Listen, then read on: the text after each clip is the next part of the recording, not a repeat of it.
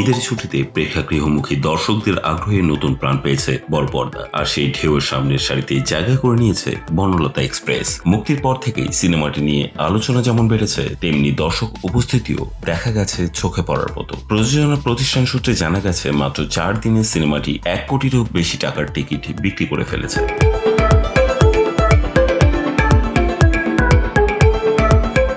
সহ দেশের বিভিন্ন মাল্টিপ্লেক্সে সিনেমাটি চলছে হাউসফুল শোতে। স্টার সিনেপ্লেক্সের সবকটি শাখা থেকে 4 দিনে মোট 85 লাখ এবং ব্লকবাস্টার সিনেমাস, লায়ন সিনেমাসে 15 লাখ টাকার বেশি টিকিট বিক্রি করেছে বলে জানিয়েছে প্রযোজনা প্রতিষ্ঠান। প্রথম দিনে 18,54,000 টাকা দিয়ে যাত্রা শুরু করা ছবিটি দ্বিতীয় দিনে বাড়িয়ে নেয় আয়, যেখানে সংগ্রহ দাঁড়ায় 22,26,000 টাকা। তৃতীয় দিনে সেই গতি আরও বেড়ে দাঁড়ায় 28,89,000 টাকায়।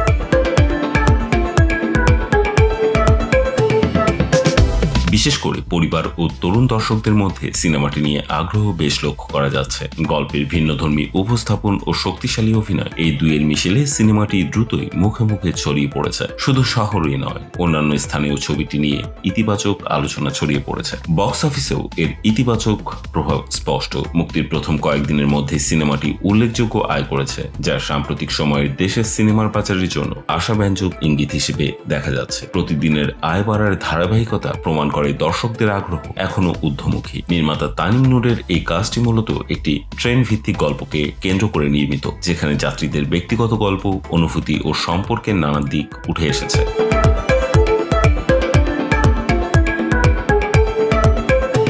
ভিন্ন ভিন্ন পটভূমি থেকে আসা মানুষের একই যাত্রাপথে এসে কিভাবে একে অপরের জীবনের প্রভাব ফেলে, এই বিষয়টি খুব সূক্ষ্মভাবে তুলে ধরা হয়েছে। ফলে দর্শকরা সহজেই নিজেদের অভিজ্ঞতার সঙ্গে গল্পের মিল খুঁজে পান। একটি সীমিত পরিসরের ভেতর থেকেও মানব জীবনের বিস্তৃতি আবেগ তুলে ধরার চেষ্টা দর্শকদের কাছে প্রশংসিত হচ্ছে। অভিনয়ের দিক থেকেও সিনেমাটি বেশ সমৃদ্ধ।